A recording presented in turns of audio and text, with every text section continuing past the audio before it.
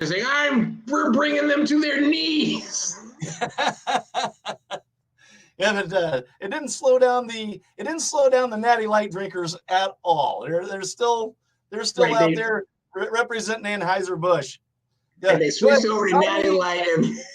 Yeah, sodomy's fine with natural light. They don't care. It's all good then. Like love the ladies if you're a lady, love the guys if you're a guy, but not if you're Bud Light.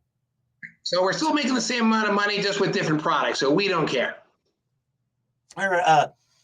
Somebody signed me up for a gay magazine one time. It was called The Advocate, and I read it, and I was loving it. I was like, yeah, well, this is cool. And this is like 25 years ago. And I remember there was a Bud Light advertisement in it, and somebody was pulling one bottle out of the 6-pack, and it said, another one coming out. I said, that's fan-fucking-tastic.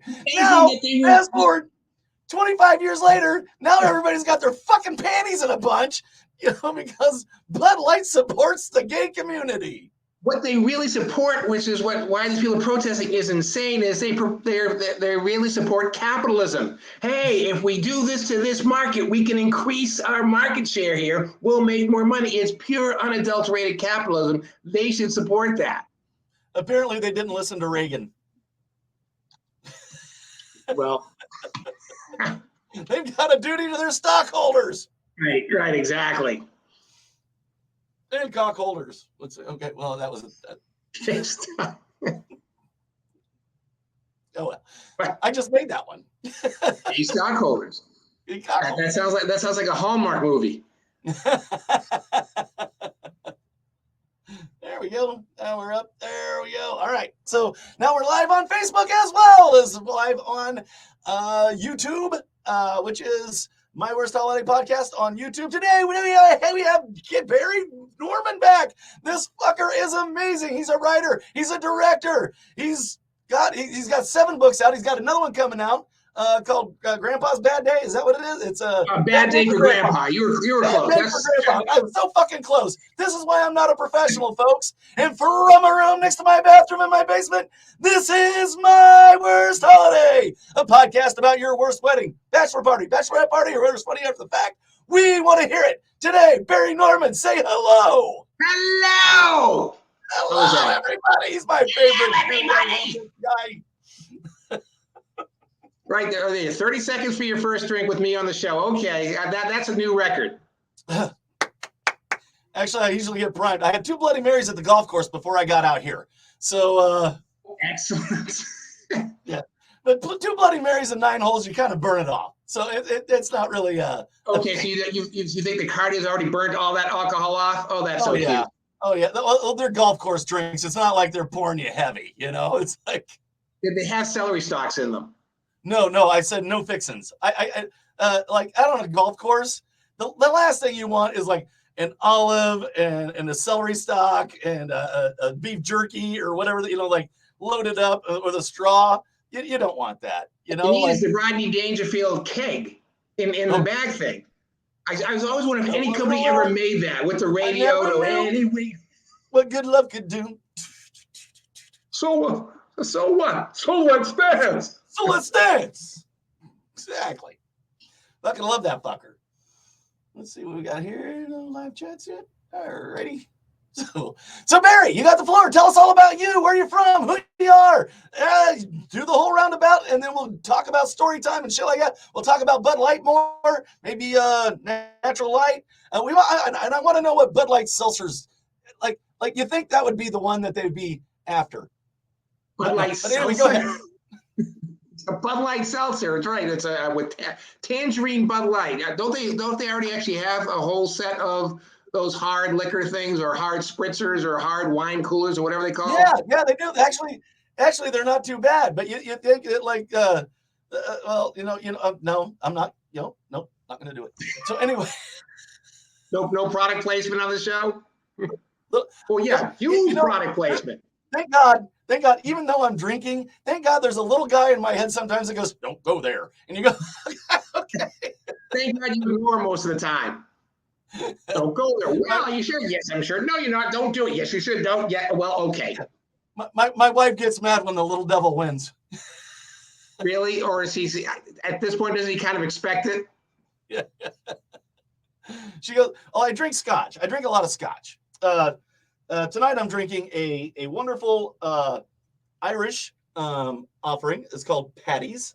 But Patty's, I would guess that was Irish. Irish, yep. It's Patty's sauce, Scott says it. But when I have too much of it, she says, she calls, I turn into Scott. She says, your name's Scott. I'm no longer Mark. Now I'm Scott, for short for Scotch, I guess. I don't know. But okay, well, like, Scott's coming out. Scotch, we wouldn't be married this long. Yeah, time for us to leave. Scott's here, you know.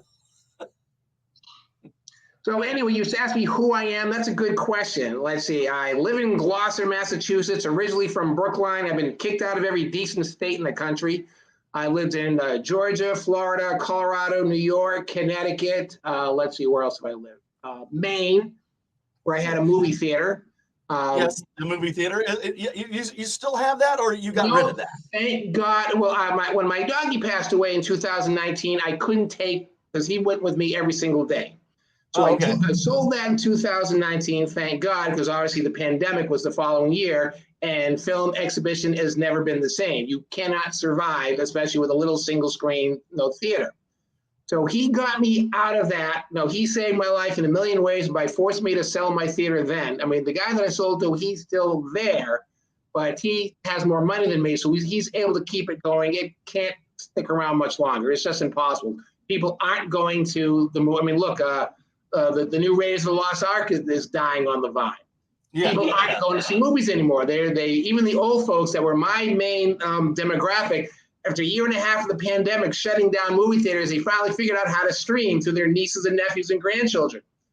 Now they go, wow, I can sit at home, I can pause, I can go to the bathroom, I can drink a whole Patty's bottle, and it won't matter if I fall asleep because I watch it again the next day.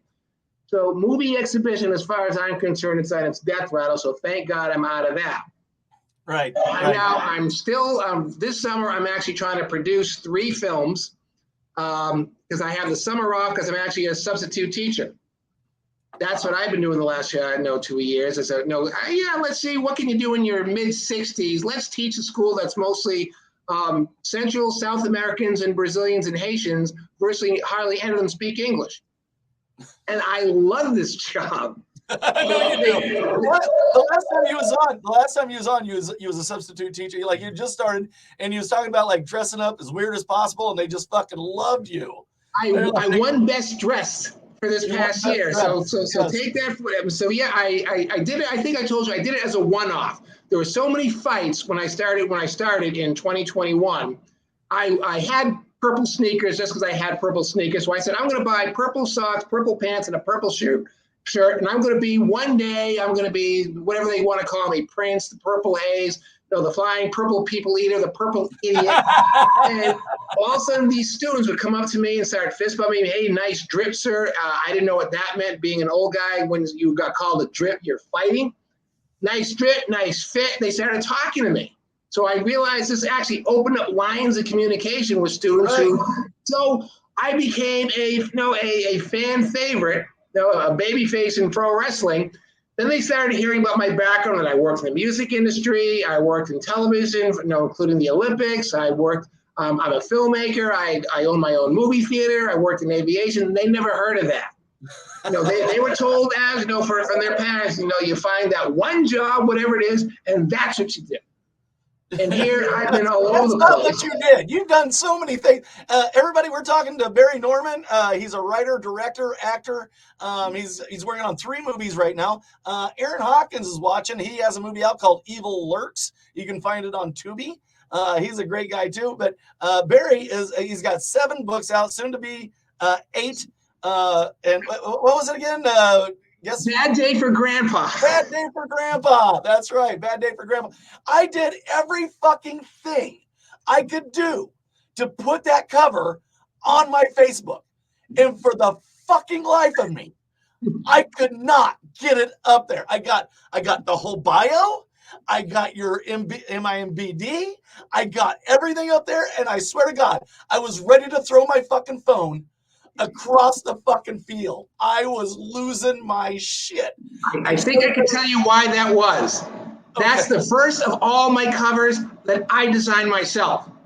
So whatever I did to create that obviously does not integrate with Dude, social media. You had a gun at my fucking head. Like, I'll fucking do it. I swear to God, I'll fucking do it if that fucking picture don't get up there. Like, I mean, I tried every fucking thing, and it just wouldn't plant. And So I'm you like, were I able to gotta see get it? this. This is part of what he's on for. This has to go up there. And like after 4 fucking hours, I threw my phone to the back seat. Like I was even in my car trying to fuck it. God damn it. Like fuck. No, when I finally sent it to your email, I kept on trying to send it to you on Facebook Messenger. That's how you were able to finally actually open it and see it. Mm-hmm. And I did. And I took a picture of it. And then I went on Facebook. And I tried to go, and then the picture thing wouldn't come up to where I could bring it back on. I took a snapshot. And I can't fuck up a snapshot. And then it still wouldn't fucking go. And I'm like, I'm serious, man. I was fucking absolutely out of my fucking, that's why I went golfing. I drove you to golf. Yes. I'm like, I got to get a cocktail. I got to get out in nature because I'm losing my shit. Well, the only thing I can say is that's the only cover that I designed myself. I finally got one of those websites where design your own cover. Okay. And I did it and I actually liked it. And that's the only one you can't put up there. Here is the fucking cover. You can't stop me from doing this, you fucking bricks. So here is the cover of Barry's new book that's coming out, Bad Day for Grandpa. As soon as it hits, this guy is a genius. So you need to read everything that this guy does. So, yeah. So anyway. Well, this book is different because this is a compilation of all my short stories. So I have no idea. Now, the title came from this. When I was living in Maine, there was a store across the street called Cool as a Moose. It just sold stuff that was for Maine. So I was there one day with my dog, and all of a sudden these two customers, one was talking to the other, and they said, yeah, that sounds like a bad day for Grandpa. So I just wrote that down. For some reason, I liked that as a title. I had no idea how I was going to use it. So I have all these short stories that I've written over the years. Most of them are funny. One is actually a long short story, which is kind of serious. It kind of combines. You got to like a long short story. It's 10,000 words. That's the longest you can possibly have of any publication that publishes short stories. That's it. And that they will have to break it up into parts to do it. But most of it are really, really short stories that I hope are funny. I finally decided. Are you old enough to remember the TV show The Man from U.N.C.L.E.? Yes. Well, every episode had a title for it, right? Like this episode is Nice Day If It Don't Rain. At some point in that episode, one of the characters will say, Nice Day If It Don't Rain. So I decided I actually have to have a story that's about a bad day for Grandpa. So I asked ChatGPT. I think The Man from U.N.C.L.E. kind of set the standard for that. And then Police Squad would do it, but they do the opposite of it. The opposite of what they would avoid any words of that title. From Police Squad, they'd make the title for it, but it had absolutely nothing to do with the fucking episode. Oh, well, that's kind of what Bad Day for Grandpa is until I decided I got to do the Man from U.N.C.L.E. thing. So I asked ChatGPT, which has actually become the bane of my existence as a teacher because these kids, some of them, they don't speak English well, use it to write their papers, so we've had to block it. So I asked it to write, I said, write me a 3,000-word short story about a bad day for Grandpa. So, of course, it wrote me the Hallmark version, all the bad things like he trips in the kitchen and he spills his cereal all over the place. It's things like that happen to it. So 3/4 of the way, I decided I can't let this be the entire short story, Bad Day for Grandpa. So I take over the writing. So, of course, at that point, I turn it into the most horrible, bizarre, sexually incomparable crap that could happen to Grandpa.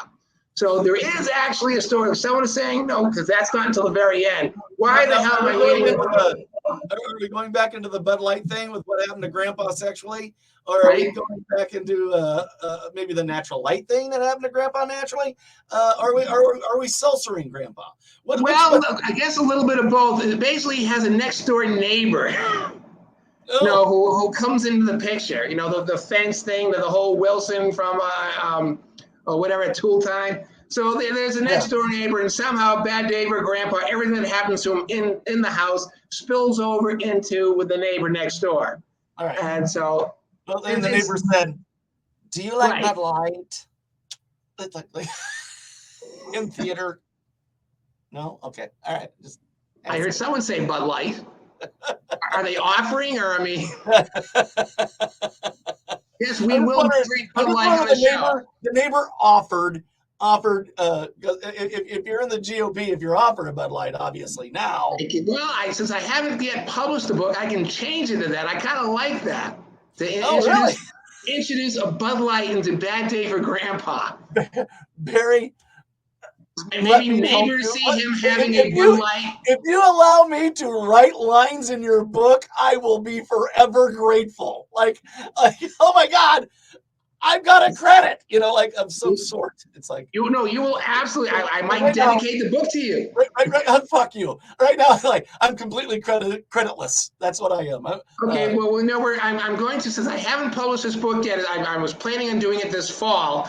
I am definitely going to put parts of Bad Day for Grandpa, the final story that ChatGPT wrote part of, and I wrote part of. You are now a partial writer to that story, which means you get a You're credit. full of shit. You are full of shit. I am not full of shit. When this book comes out, well, we can do another. I know 2 times in 1 year might be too much me for your podcast, but I guarantee you I can that never is get getting enough in the you, book. Barry. I can never get enough you.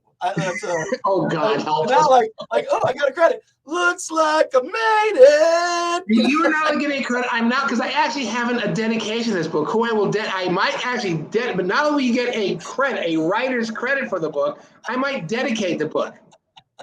Why not? I mean, if I'm going to get you in there, and we're going to have Bud Light in there, and who knows what kind of lawsuit that may lead to, which would be Exactly. great. Yeah, exactly. Yeah. I get a share in I get a credit, but I also get a share in the the lawsuit.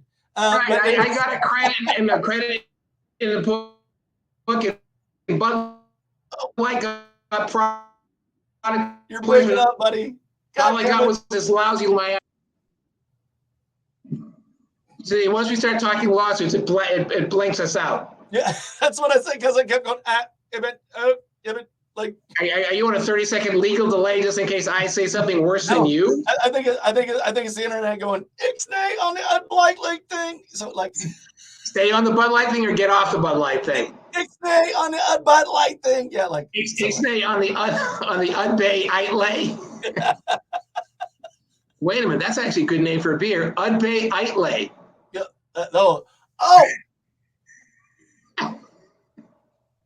Okay, fucking any brewers out there, we just trademarked that Big Latin beer. That's our idea. That's right. It is fixed in a tangible, format. We have copyrighted it. That is our idea. It's our idea. You can't take it. You can't sue us. You can't do any. Oh my God, this book is going to be my biggest seller. I like to drink Itch Slay. It's light. Itch Slay. Schlitz. Oh, is Schlitz still make a beer? Is Schlitz still around? Oh yeah, and it's really good. How about Narragansett? Are they still around? Who? Oh, that tells me everything about Narragansett. There used to be a beer called Narragansett. Now, have you heard of Carling Black Label? Yes. Black Fun Label. fact about, okay, after I tell this story, I got to get a fan because it's hot as fucking here. Right. But here's the thing. Black Label, like back in the late 80s, early 90s, we used to hang out at the lake, and somebody would stay on the shore, and we'd be floating around these lakes. They're strip mining lakes, and they're clean as fuck. Like at night, you can see your feet when you're like hanging onto an inner tube. You can see your feet at night. Clean. Beautiful lakes. And somebody, you yell, beer me, and somebody would throw like an old Milwaukee or a Natty Light, and they'd hit the water, and then they'd pop up. Of course, it's gonna foam, but it doesn't matter. You're in the water. Beer Me, Black Label, steel can. Whoop! Depth charge. Straight to the fucking butt. We're like, it took us like 4 or 5 to learn that Black Label don't fucking float. Like, that's the best thing that could have happened to you. Black Label Brewery is actually in Massachusetts on Lake Situate, the most polluted lake ever.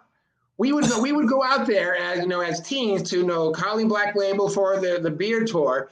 Just to it was one of those things. Who could actually stomach drinking an entire can of Black Label? It's that bad, and I'm putting in the book. I'm going to have Bud Light or no.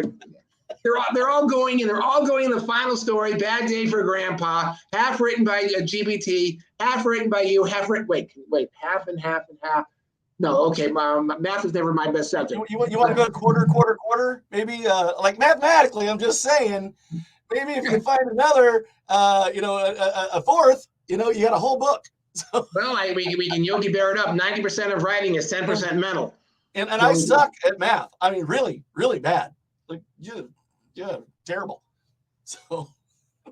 Well, right. not as bad as me. I mean, I actually had to, at the beginning of this last year, they had me teaching chemistry for 2 months. I haven't had chemistry for 50 months. Chemistry? It's a lot of math. I bought a book, Chemistry for Dummies, and that didn't help. I mean, you're not quite as dumb as as they think, or I actually am dumber than to read a book, Chemistry for Dummies, and be able to teach it to kids mostly from Central and South America and Haiti. So that didn't go very well, teaching chemistry. They're trying to get people to teach science or math. What was that Leonardo DiCaprio movie, the Catch Me If You Can or whatever? Right. He just read the chapter ahead, and then came in. So yeah, exactly. Except Frank Abagnale, he would actually be able to teach them. Like, he was a lawyer, passed the bar. He actually fooled into becoming a doctor. So he actually would have been able to teach chemistry. Right. I not so much. Right. I got to get a fan because I'm going to fucking die if I don't. I will be back in a minute and a half. Okay, so I have 90 seconds to amuse people, huh? Should I just start singing the theme song from Jeopardy? Just entertain everybody, Barry. Do a song, do a dance. They don't want to hear me sing. Well, I don't know what you guys do. It's Does anyone out there know Hava Nagil? He did the first couple of bars. No? Okay. Well, let's see. I can tell you about some of these movies that I'm trying to produce. One of them is called Demolition Dance. It's about a guy that owns a garage with his dad, and he put it in such bad financial straits that he figured out the only way he can make the money to save his garage is he has to win the local demolition derby that has a huge payoff at the end. He's won this demolition derby the last 10 years in a row, but for some reason he did something bad, and the company that has the demolition derby won't let him drive in it, but he has to have a family member who is going. So he decided it's going to be his cousin. His cousin was this all takes place in Buffalo. And his cousin went off to become a dance choreographer and had some big music videos with Jennifer Lopez. But in his heart, he's still a Buffalo guy that says D's and Dems and Does and drinks Natty Light. So he is going to be the driver of the demolition derby. And by the way, he's gay. So this guy, a friend of mine on Facebook, he reaches out to me to try to cast the gay choreographer who's going to be the demolition derby driver to try to save their garage, because he knows I used to work in professional wrestling.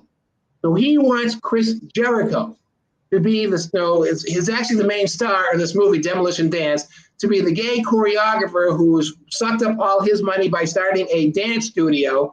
But he's going to be the driver in the demolition derby to try to save his first cousin's garage. So I contacted a guy I haven't spoken to in years who he used to be a writer for the Miami Herald. He had a professional wrestling column. He's now one of the people that started AEW. So I haven't spoken to him to years. I emailed him because I still had that. He answered me right away. He gave me the Chris Jericho's agent's number. So if Chris Jericho accepts the part, I get a producer's credit for being the one that got Chris Jericho, professional wrestler, to star as a gay choreographer, demolition driver. Oh, that would be fantastic. It would definitely. That would be great.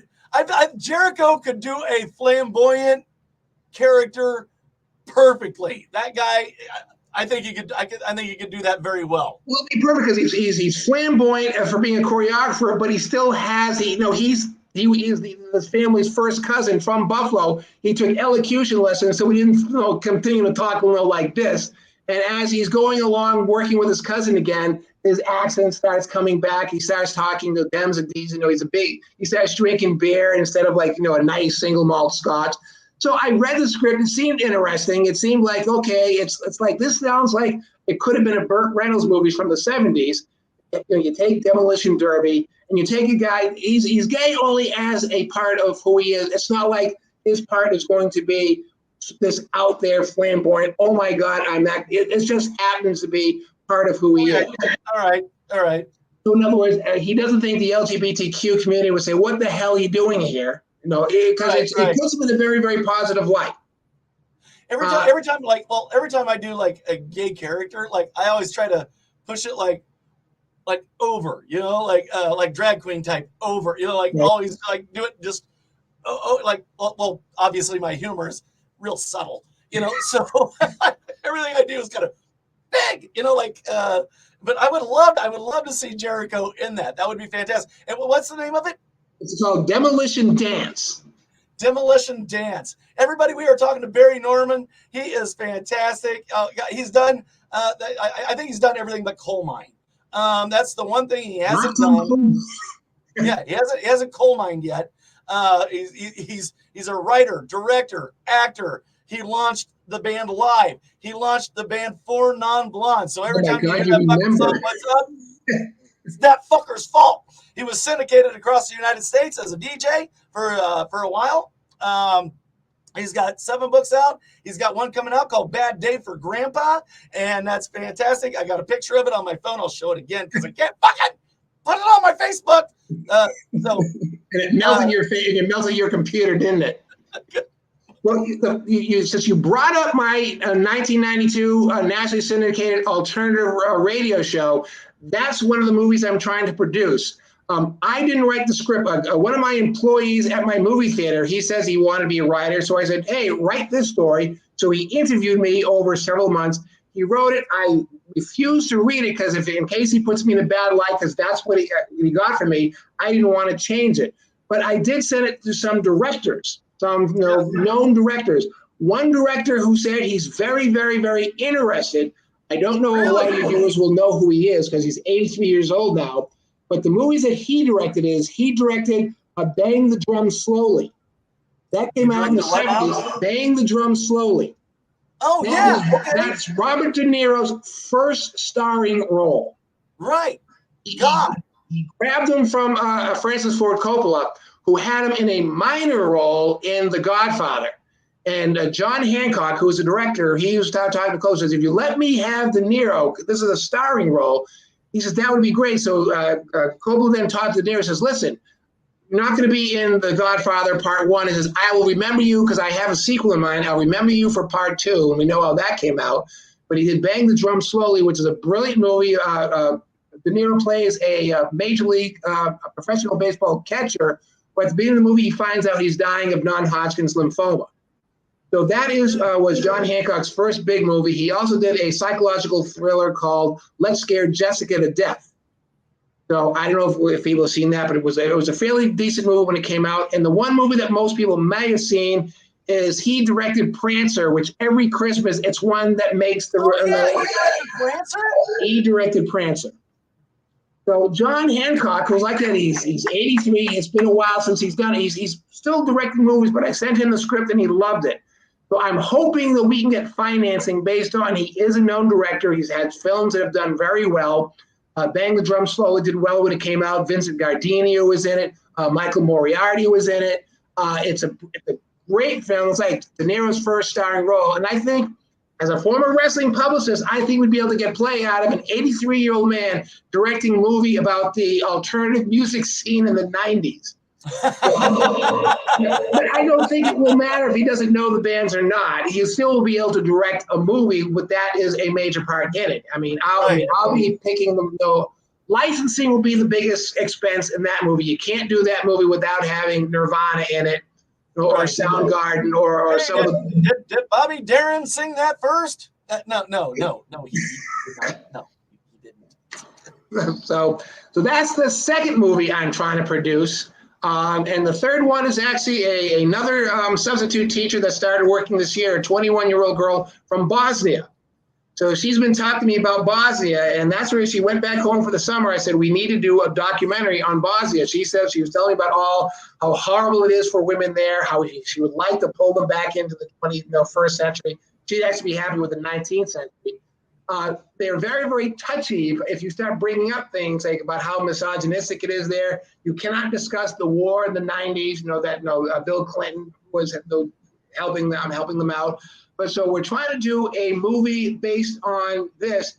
And since she refuses and she says none of her friends would be on camera, the entire movie is going to be Bosnian news broadcast or entertainment. She says they have like a show very much like American Idol here, only for Bosnian talent. And they said if you're a woman, they will make you dress up in like a short skirt, do all kinds of hoochie coochie mama things.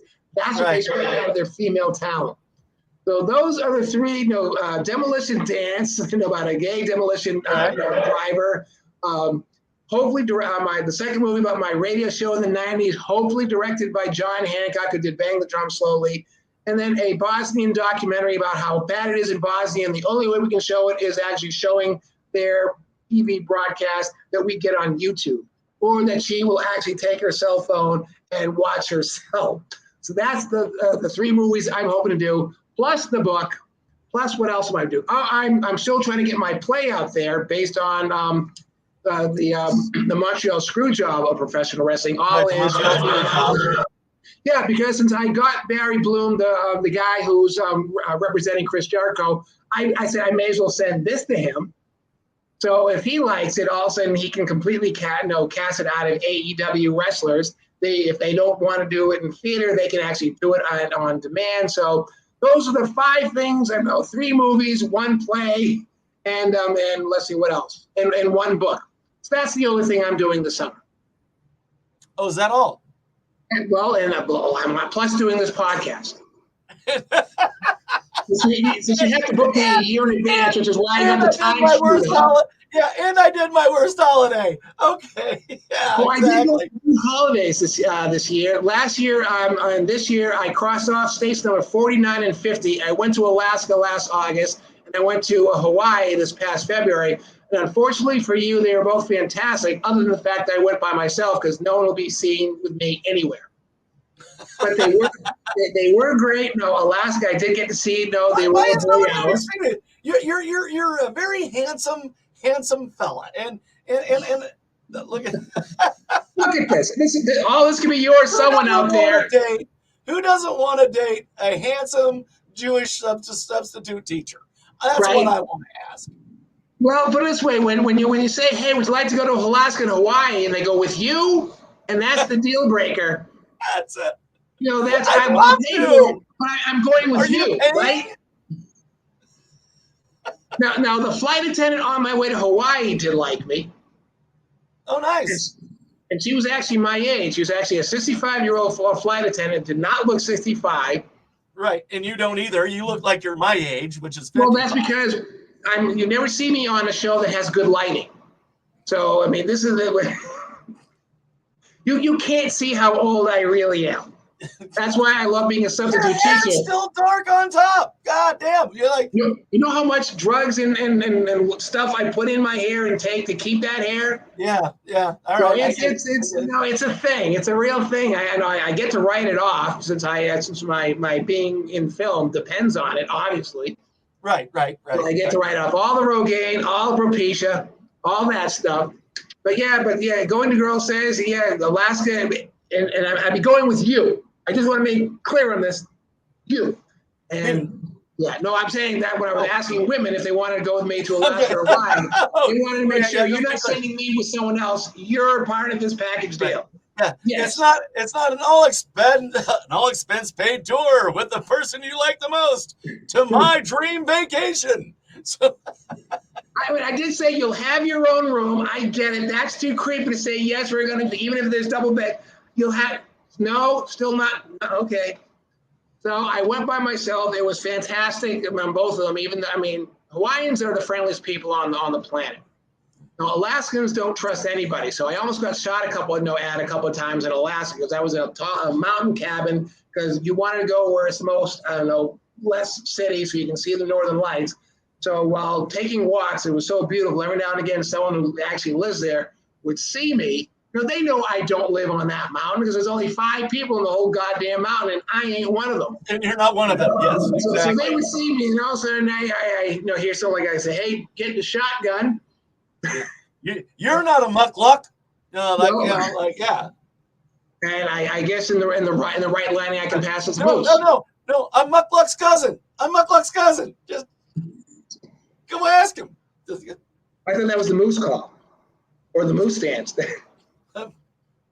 But they other than the fact that they were by myself, they were fantastic vacations. And I don't know when my next one will be since I can't do airlines anymore. They're just too hard on me. Can't do airlines anymore. Can't do flying anymore. The 2 hours you spend, plus you always get delays. Coming back from Hawaii, the plane was delayed like 5-6 times. So then you miss your connection. So then you have to try to reconnect. Oh, did you fly American, did you? Actually, yes, I did. Yes, you did. You Yes, flew American. The only time I've ever flown American was right. Well, Barry, what did we learn today? Don't fucking fly American. Well, didn't Hawaiian Airlines have a recent horrible landings or some door came off or something like that? Or I don't know. All I know is American is never on time. There was a comedian that did a whole thing he'd flown American so many times, he's used to it. And he's in the airport, and he goes, this is where they're gonna tell everybody that it's gonna be 4 more hours and everybody's gonna lose their shit. And he just turned the camera around and they said, we're real sorry. It's going to be about 4 more hours. And you hear everybody just, but the guy was so used to it. He's like, this is where it happens every fucking time. Well, it was hard. The one bad thing I was at Kona Island, which is not the big touristy place. The airport there is open air. So you're sitting out, it wasn't raining or anything like that, but it's humid as you can imagine. So you're sitting there, it's delayed. You just the schwitzing buckets sitting in this horrible airport. That's was made in the 60s. Half of it is, half the bathrooms are out of commission. So you actually have to go 4 miles trying to find it. Right. So that was that's why I just can't do that anymore. That and I just can't. Unless they did bump me up on one of the flights to first class because I wore what I call my Skittles. That's what I call my outfits for school because they're all rainbow colors. I said that's my Skittles outfit. I wore that on the plane just to see what would happen, to see if I get the same response that I get from the students. Now, when I found out they had an opening, this is what I love about you. You're like, you know what? I'm going to wear something really fucked up just to have people look and say things. And I was curious. You look for I got a chicken shirt. My wife won't let me fucking wear it.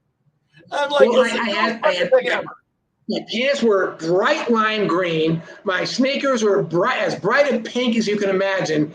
I had a psychedelic shirt that the Grateful Dead wouldn't wear. So this is my outfit. So when I found there was an opening in first class, they hadn't sold out, and everyone on the plane was dressed like my students. They were all in sweatshirts, sweatpants, and I'm the guy with the lime green, the pink, and then the swirlies. So yes, sir, come on. So I was a hit on the plane. Because no one else. This is why I love you, Barry Norman. This is why I love you. See, I was thinking of wearing that for the show, and instead I said I'm going to pretend I'm a rocker and wear my Who shirt. Right. See, aren't I cool? Everybody's going to wear maybe not a Who shirt, but like Nike or Adidas or whatever, just your the shit I would wear. Your normal drab shit.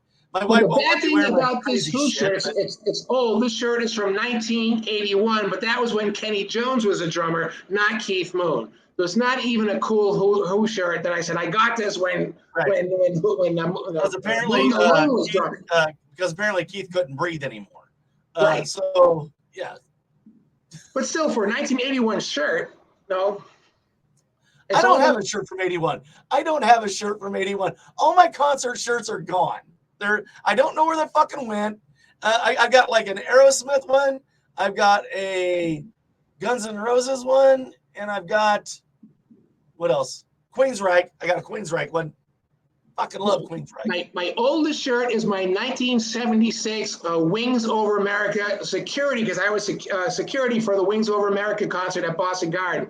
Now, in my previous shows, did I ever tell you my Aerosmith story? No. You tell your Aerosmith story, then I'll tell my Aerosmith story. Okay, so my Aerosmith story is this. In high school, I was a teeny tiny guy that everyone used to pick on, beat up. Even when I finally grew a foot, I went from 5'3" to 6'3", no, my sophomore to junior year.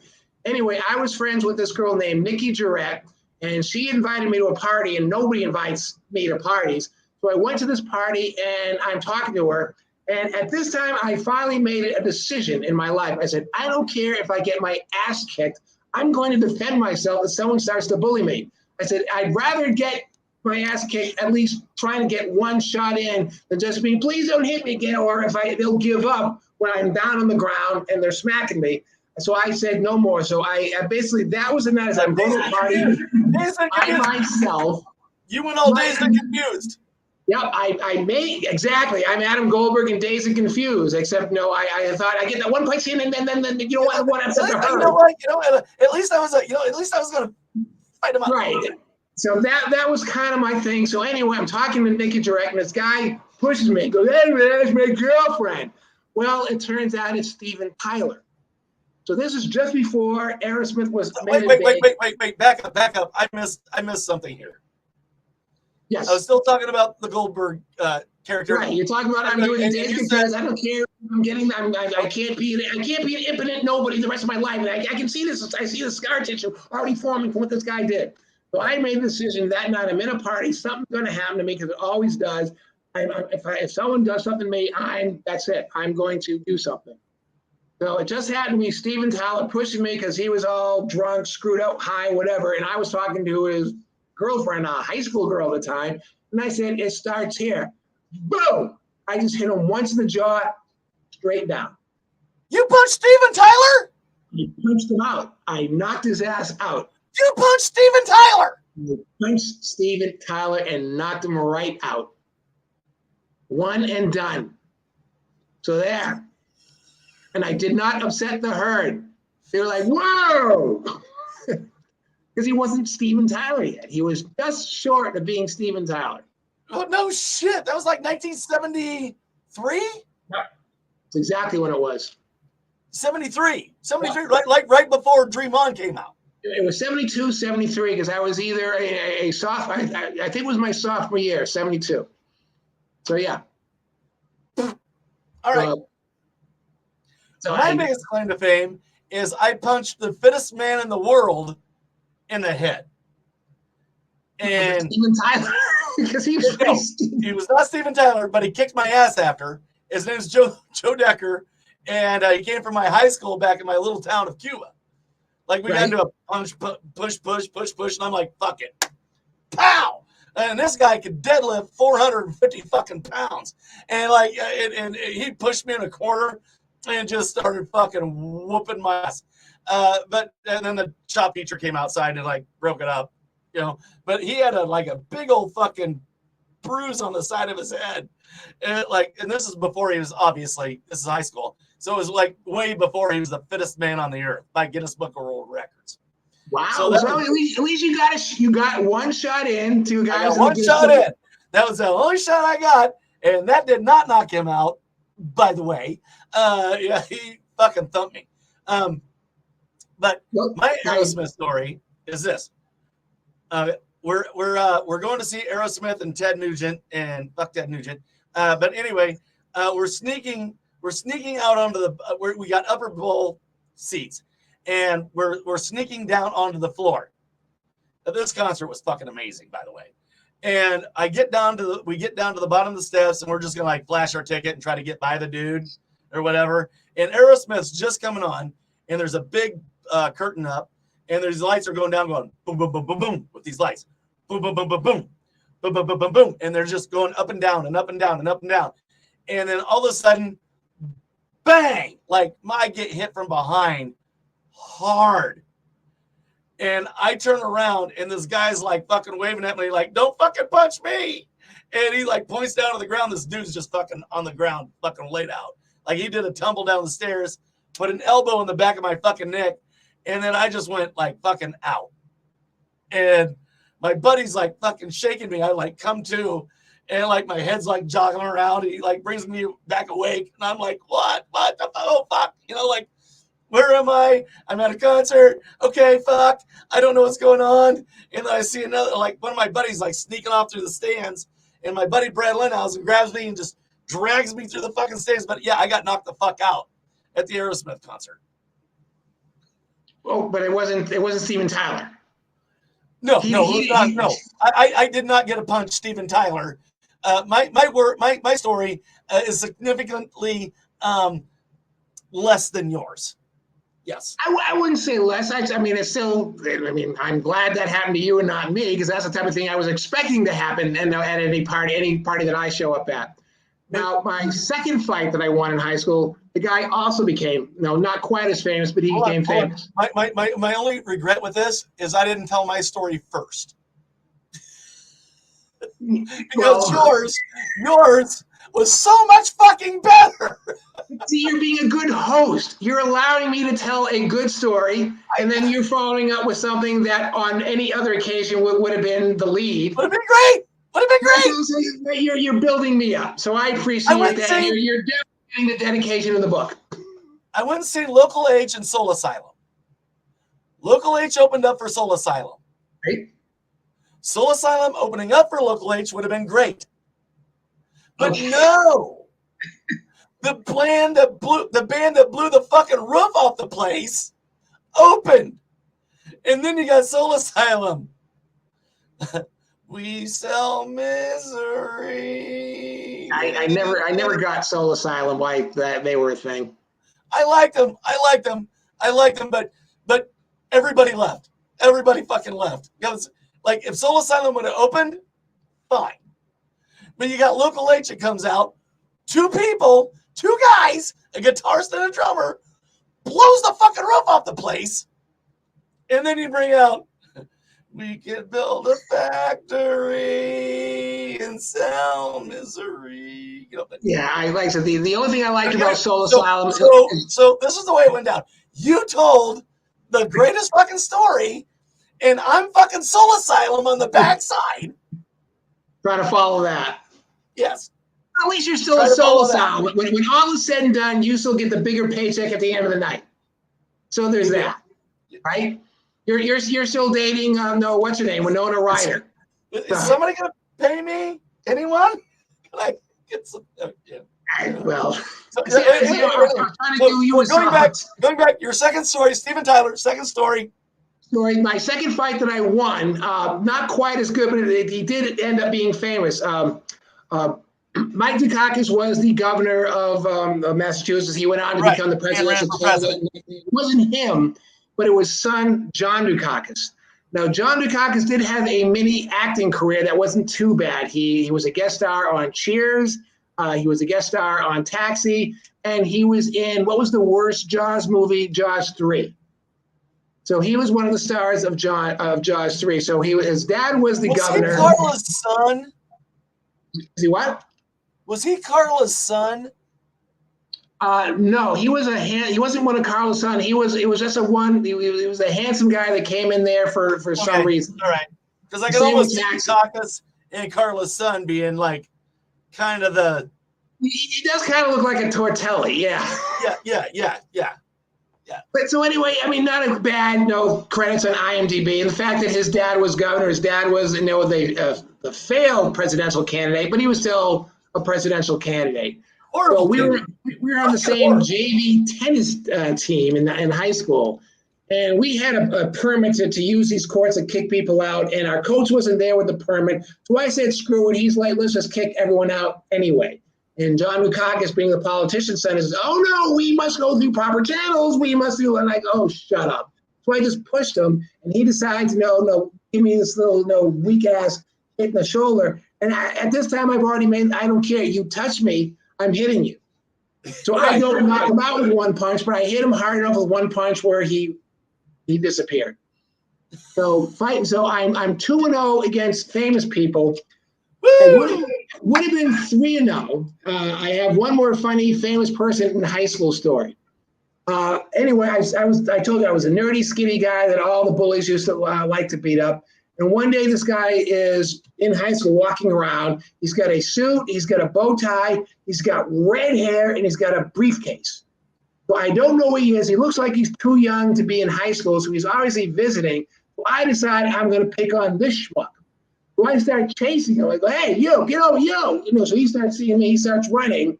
So he goes by the stairwell that the bullies are in. The bullies see me chasing this little geek, and they go, "Hey, what do you think you're doing? Like, how dare you?" So they start beating the crap out of me. The guy that was visiting the campus, because like I said, it turns out he's several years younger than me, was Conan O'Brien. Oh, no way! Oh, no way! Conan, well, once again, he's from Brookline, Mass., same as me. So he went to Brookline High just years after I was there, but he was on campus, and I took one look at him, and I said, "Yeah, I can take this schlub." And that's what happened. I got the crap kicked out of me for daring chase Conan O'Brien around Brookline High School when I You don't know almost why. beat up the funniest fucking man on earth. Who knew? Conan fucking O'Brien. The whitest So you king pushed ever. out Steven Tyler. I knocked out Steven Tyler. I get it. I win a fight against John Dukakis.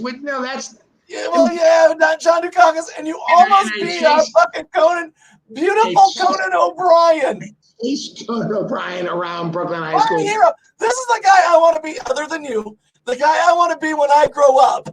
This is you fucking was chasing down Conan O'Brien. Was chasing down Conan. If the only thing he ever did was write the monorail program for The Simpsons, he would have been big enough. But no, he had to go become Conan. Go to Saturday Night Live, be a writer there, and then become Conan O'Brien. So, yeah, I mean, he definitely got the last laugh. I think I got the last laugh on Steven Tyler because he kind of looks like, who does he look like now? He looks like someone's grandmother. He does not look well. Is he like right at your age or no? He's got to be old. He's got to be like 70 something, isn't he? He's in his 70s. The hair is still long, but it doesn't quite work. He's got the. I'll tell you what, man. His voice still fucking. There's got to be. He can't be doing that still. Like you can't sing like that. I saw David Lee Roth in the 80s, and he lost it by then. God, yeah. Oh yeah, I seen the Eat 'em and Smile tour. So the Eat 'em and Smile tour. Here it is. Last time I got high was at a concert. It was a David Lee Roth concert. And there was this giant black gentleman next to me. And he had this Rising Sun t-shirt on that had the sleeves cut off. Right. And for some reason, I had just decided I'm not going to smoke pot anymore. It was like a thing that I just did. Like it made me feel full. Like when I drank beer, like I couldn't fart or burp. I just felt bloated when I smoked pot, which I like smoking pot, but I felt bloated. Okay. So I'm standing here next to this big black guy and he sparks this doob and he hands it to me and I go, "Nah, man, I just quit." And then he took his backside of his elbow, like this backside of his forearm, and he fucking went, boom, and he hit me in the chest. And it shook my entire fucking body, like for daring to turn down his. And then he handed it to me again, and I went, "I'm quitting tomorrow." So that was the last time I got high off a joint. So, and that was what, 2 nights ago? No, that was 91. Wow, it's been a while. Yeah, eat them and smile. Yeah, eat them and smile. Okay, when David Lee Roth could still actually sing. Yeah, Now, yeah. you see what he looks. Have you seen a recent picture of him? God, he looks You know like who my he grandma. looks like? Looks just like Dr. Zachary Smith of Lost in Space. Mm-mm. Oh, the pain. Oh, the pain. I mean, rock stars don't age well. Well, Keith Richards is still alive somehow, but I mean, even what didn't Mick Jagger just have another kid at age 78 or I don't whatever know. he Like is? somebody else did too, like De Niro or somebody else. Like, Nero and why are Pacino you both having had fucking kids in their late kids? 70s. What the fuck are you doing? Well, people say me because I'm going to be 66 and I don't have any kids. They say there's still time for you. I don't want to be that guy. My first kid is at 40. My only kid was at 40. And then they said, "Are you going to have another?" I'm like, "Are you fucking kidding? No." See, my dad was 40 when he had me. So when I hit 40, I said, no, I'm not going to do that. I saw what happened to me having a 40-year-old dad. No. Yeah, the time has passed. The time has fucking passed. Exactly. People say, are you sure you don't have any kids out there? I said, with 23andMe, with the internet, if I did something in the 70s, they would have tracked my ass down. They would have found, oh, he writes books. Oh, he owns a movie theater. They would have tracked me down. So my wife's like, do you want to do? Yeah, my wife's like, do you want to do 23andMe? And I'm like, no. Like, I know my heritage, and they're like, and if I have a kid, apparently whoever I had the kid with didn't want me fucking part of it, so no.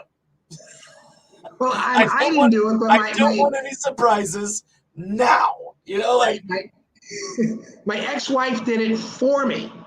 And we were talking just this last week, and I found out something I didn't know. My mother also went to Brooklyn High School, same as me, right? Same as Conan O'Brien, same as Robert Kraft, same as who else? Barbara Walters. I mean, there's the list of famous people that went to Brookline High School.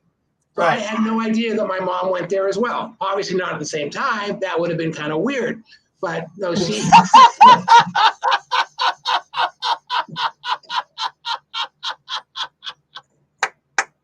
Yes, Barry, that would have been odd. That would have been odd.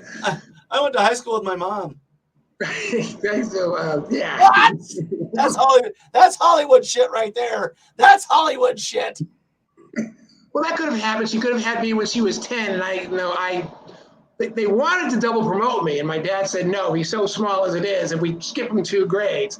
So, yeah, it could have happened. I could have skipped enough grades when my mom and I are in high school together. That would have been great. If someone bullies me, and my mom comes over and kicks their ass. Well, who do you think you are? I'm his mother. I'm his mother. You leave my boy alone.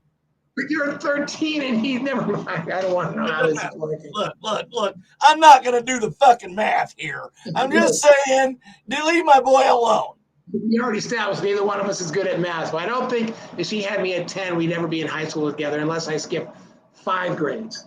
Yeah, okay. Right. So you're not going to do 23andMe. Either way, Barry, it makes for great humor. We'll just roll with it. So. Okay. So let's see. That's so those are the only fights that I won. Almost. Well, I got beaten up with the Conan O'Brien thing.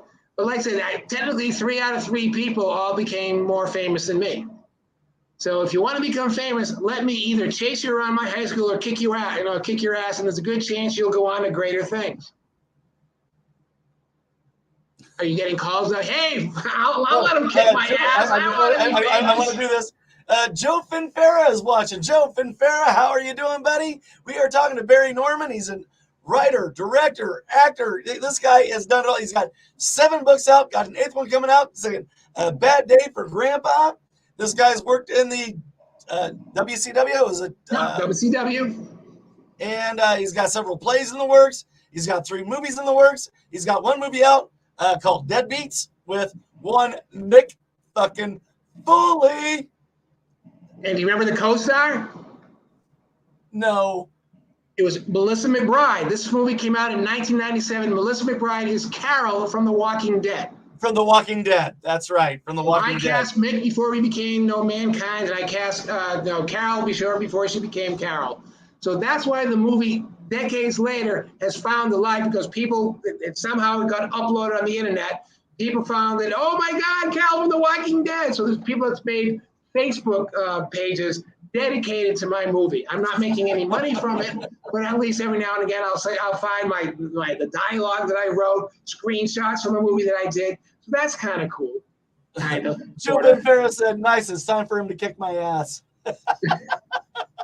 He wants me to kick his ass? You're awesome, Joe. Okay.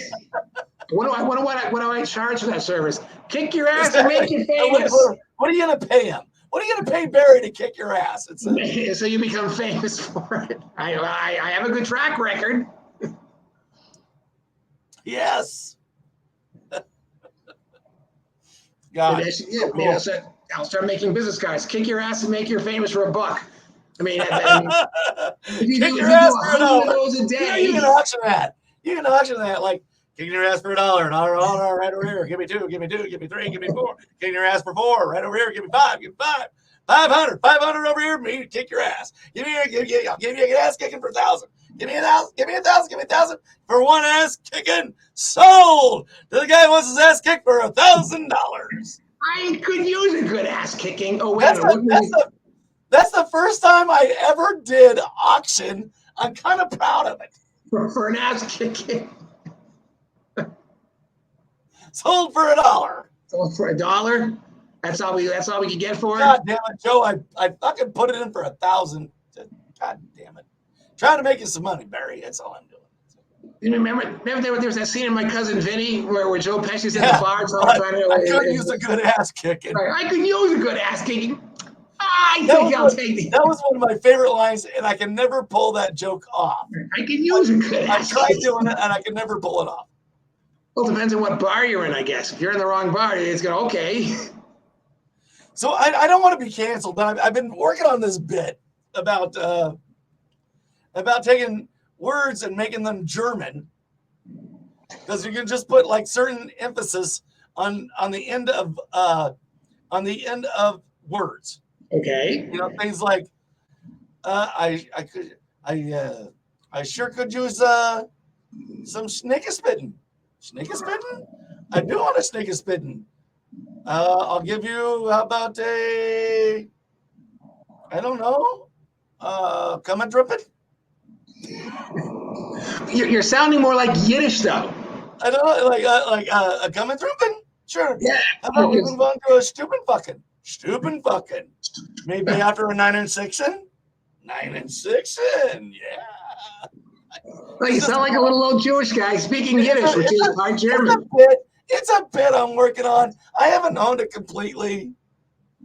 No, I like it. I mean, when I'm in one of my classes at the high school I teach at, the Brazilian kids will just speak Portuguese to each other. I mean, the Hispanic kids will at least try, even if they're not good at English, they'll try. The Brazilian kids, the Brazzies, they will just speak Portuguese. And right. I found the one way I get them to stop. I start speaking German because I took German in high school. Right. So I was speaking with a Terminator type accent, like this kind of need verstehen was ich habe gesagt, ja, and because they get freaked out that wait a minute, he knows a language that we don't know. So I'll just start speaking German. And they're just sitting there feeling all pissed off at me because they speak Portuguese to themselves, and I'm not in their clique. I can't speak. What's it feel like, fucker? What's it feel like now, huh? You don't know what the fuck I'm saying? Exactly. So I found it works. It doesn't work with the Hispanic kids. They will make an effort. The Brazilian kids with their Portuguese. I mean, so yeah, I will just speak German. So it's like I feel good that I'm actually able to take my high school German that I only took to piss my dad off, being a nice Jewish dad in the 70s. Well, with the Hebrew and with the German, you got a nice haka too. I can do that. I can do the ha. Yeah, the haka to you. So haka. Exactly. So it's the most unromantic language in the world. The way to say I love you in German is ich liebe dich. You know, someone says that to you, you pull your pants up and leave. That just sounds dirty as you say it. Right. Ich liebe dich. Did you tell me to suck your dick, you fucking perv? I ain't gonna fucking listen. You Nazi fucker. I ain't gonna. Wait, never mind. You're Jewish. Way to go. That's good. Yeah, call your Jewish that was Catholic. wrong. That was wrong. That was wrong. Calling the local chapter of the JDL, the Jewish Defense League. You don't fuck with them. Remember, they even had Mazel tov, the Jewish lasers. Thank you for burning fucking California down, you cocksuckers. Oh, that is actually my plan of the film festival I created in Rome, Georgia. Is I'm a Christian, ish. Jesus was a Jew. Hello, yes, he wasn't a Christian. He was a Jew, you dumbasses. So anyway, I wanted to get that Mazel Tov pin that had Jewish lasers on it. I wanted to get that. My plan with the Jewish Slave, like I said, the film festival I created is in Rome, Georgia. It's having its 20th anniversary this fall. You know who else is in Rome, Georgia, representing in Congress? Marjorie Taylor Greene. What? I'm hoping to show up at my film festival, running to her someplace in the street, and to get my cell phone. So wait a minute, I'm Jewish laser. Give me 5 minutes with that cunt. I'm going to screw it. I am so hoping I run into her. I troll her all the time on Twitter. So I'm just hoping I can go there with my cell phone and say, okay, Jewish laser on kill, putting in coordinates, Marjorie Taylor Greene, and then have serial. Yep, I got it. Just to see what she says. I am so wanting to run into her. Hold on just for a second. We've got Fred Carroll with us. He's got a podcast called Within the Head of Fred. He's got another podcast coming out called Fred, say it in here. We're talking to Barry Norman. Barry Norman is a actor, director, writer. He's got 7 books out. He's got an 8th one coming out called Bad Day for Grandpa. This guy has worked in the WCW. This guy has launched Live. This guy has launched 4 Non-Blondes. There's nothing this guy has not done except for be a goldsmith. This guy has done everything in the fucking world, including being right now a substitute teacher. He's a man. He's a beast. You need to get a hold of Fred Carroll too. Okay, yes. Right said Fred. Fred, get a hold of Barry Norman. I'll send you all the information. Yeah. So anyway, back to you. Back to me. Anyway, you forgot to tell me I interviewed Lou Reed and Kurt Cobain for my radio show. Oh my God! I was somebody once. Lou Reed. That was Velvet Underground. Velvet Underground. I interviewed him. He was with U2 the night before at the Meadowlands when they did Satellite of Love with him. So that's what I talked to him about. I said, what was it like to go out there with, at that point, the biggest band in the world, U2, in 1992, and have them do your song? So yeah, he was a great. I've heard horrible things about him as an interview, and it can be very pissy. But no, he was. You know what? Here's the thing, Barry. Here's the thing. It's who you are to them. Every time. Like, I don't know where these fucking people that call themselves journalists or anything else is. Like, just be a fucking person to somebody, and apparently they'll treat you like a person back. It's amazing. Well, one thing I found out is what you don't do is my film festival, I had my program director was a savant. He knew everything about every film. He had an incredible eidetic memory. So we went to see Donnie Darko when it came out, and the director was there to do Q&A. So my program director gets called on to ask a question, and he asks one of those questions that takes 10 minutes because he wants to put in every reference he knows to prove to the director how brilliant he is before he actually asked the question, which wasn't really a question. So he got what this was. No, so he says something like Snack. He says, "Okay, did you get enough references in there?" And so that wasn't a question. You were just trying to do this. Okay, there you go. Let me applaud. You're brilliant. You know more about film than anybody. It's like, so yeah, you don't ask questions that just to show how smart you are. Right. You don't really someone prepared, and you just act like you act like a mensch. I'm glad you know a lot. How about talking to me? Asking a question that other people might want to actually know that's of interest to other people than you. Exactly. I didn't get the dagger in the eye. What did that mean? Boom. No, it was painful. I mean, it's like everyone was groaning because it's like, okay, this question will not stop until he mentions every single film reference that he can to show that I so understand your film. None of they do. I do. The human mind is so fucked up. You don't know what's going on in his mind. Like he wants to know everything. Right. Wants to know everything and thinks he's more brilliant than everybody else by asking everything else. But pinpoint it. It doesn't work. I mean, like I said, he saw through it and he just absolutely, ripped the shit out of him after that. Right. So if you'll notice, Barry, this entire interview, I've only asked you one question. And I'm trying to remember what that question was. I don't know. I don't even know I asked it. I don't know. Do you remember the Tomorrow Show with Tom Snyder? If not, yes. Dan Aykroyd, the original cast of Saturday Night Live, he did a great impersonation. Tom Snyder was the original host. Oh, yeah. Oh, yes, he did. Yeah. And so I don't even know if I asked you a question, actually. I did. I said, no, no, I didn't even. That was actually no, because I said, what's everything about you? Well, you give me good intro, so I am not complaining. But when Aykroyd would do Tom Snyder on Saturday Night Live, it was a brilliant thing. It was like, because Tom Snyder, whenever he had a guest on, he never did any research. You don't say, we got Neil Simon here. Yeah, did Barefoot in the Park. Yeah, did The Goodbye Girl. How the heck do you do it? He's talking about Paul Simon. Oh, yes, Paul Simon as a guest. He's talking about Neil Simon. So that was his question. Hold on, how do you do it, right? We had in Peoria. We had a morning show called Lytle and Lamb, and they would call up famous people, and they would do that. They would do like it was Paul Simon.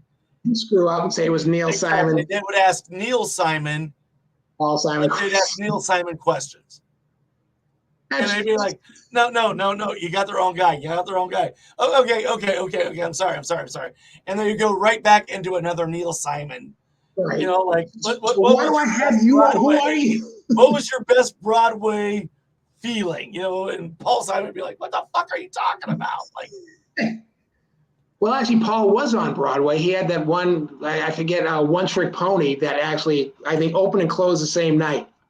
Oh, really? He actually made a play out of that song. Did Edie headline in it, or? He was in it. It absolutely crashed and burned.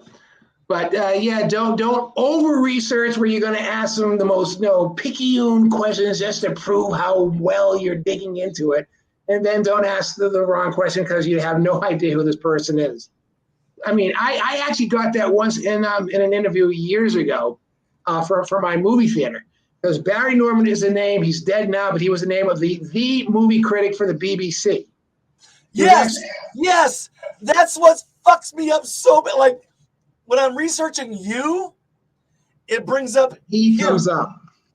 Now, the funny thing is, you say you put my IMDb profile on there, right? Yes. Some of the pictures for some of my films, his picture. Yes. When you look up Barry Norman on IMDb, there's the old dead guy comes up. The old dead guy, this old BBC guy. And I'm like, that ain't Barry. Like, what makes it even worse is the last film that I produced myself is called Sticky Wicket. That Barry Norman has a book called Sticky Wicket. And like I said, his nickname in the BBC was the Roger Ebert of the BBC. Well, I met Roger Ebert when he was giving a talk at Turner Broadcasting when I worked for WCW. So I actually got the moderator to shut the talk down because here's the question I asked.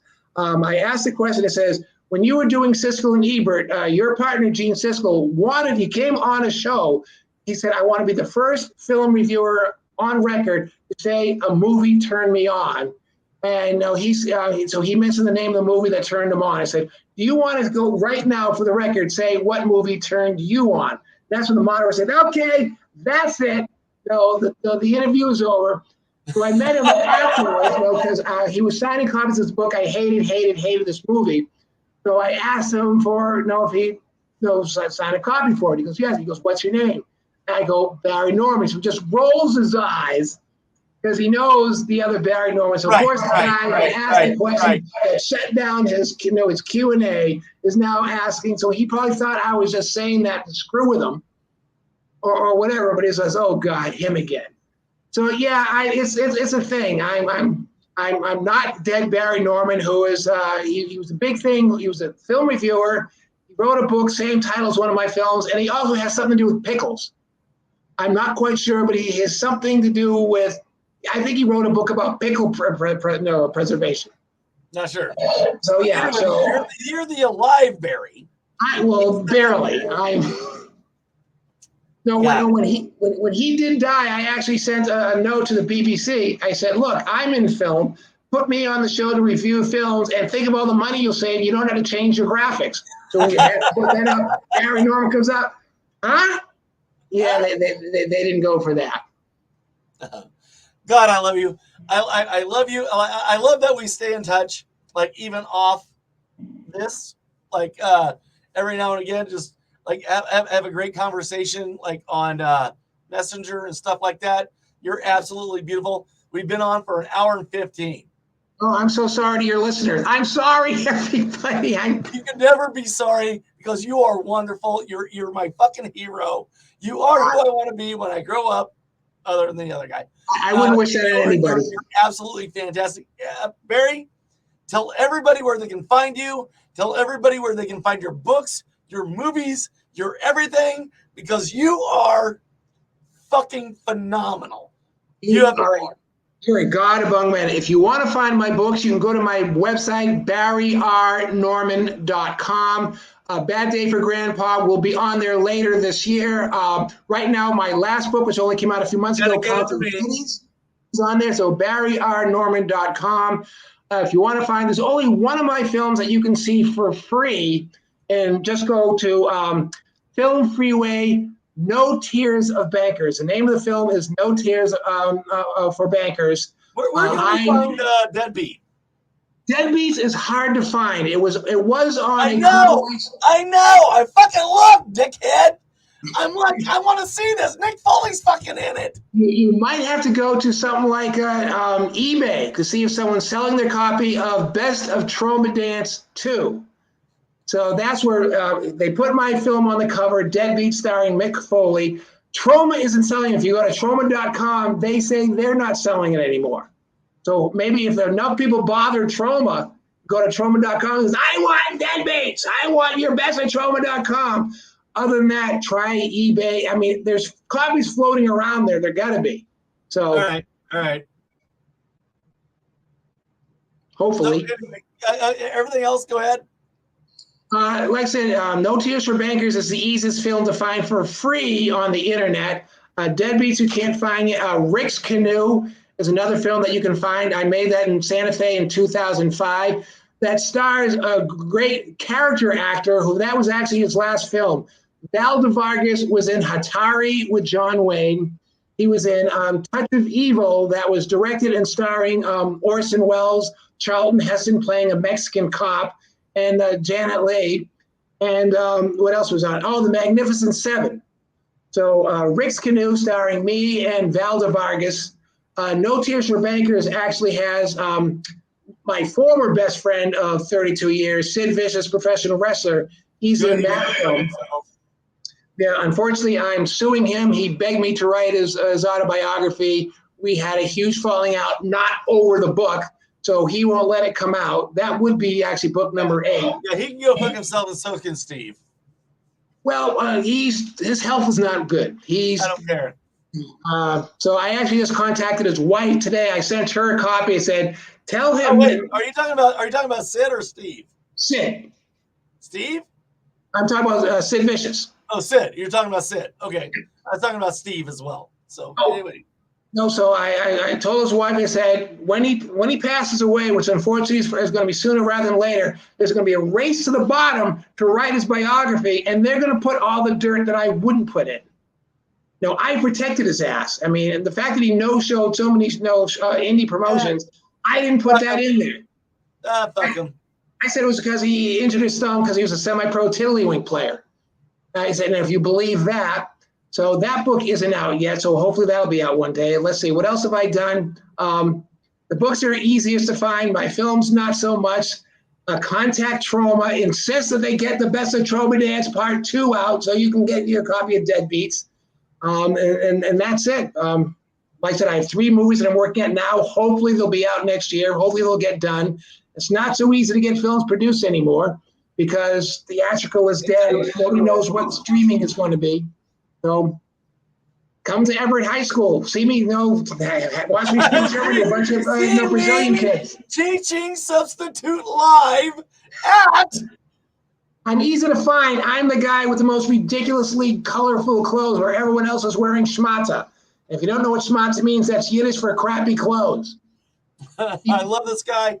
Barry Norman, thank you so much for being on Hangout. I'm going to close this out. Everybody, if you missed the rest of the show, go back and watch it. If you don't, you're a fucking loser. This guy is fucking fantastic. If you want to get a hold of him, get a hold of me, Mr. Holiday, at m.w.holiday on Facebook. Message me. All right, man. We will talk to you later. Here we go. Yeah, I've drank a lot of booze. So, from a room next to my bathroom in my basement, this has been my worst holiday. Good night, everybody.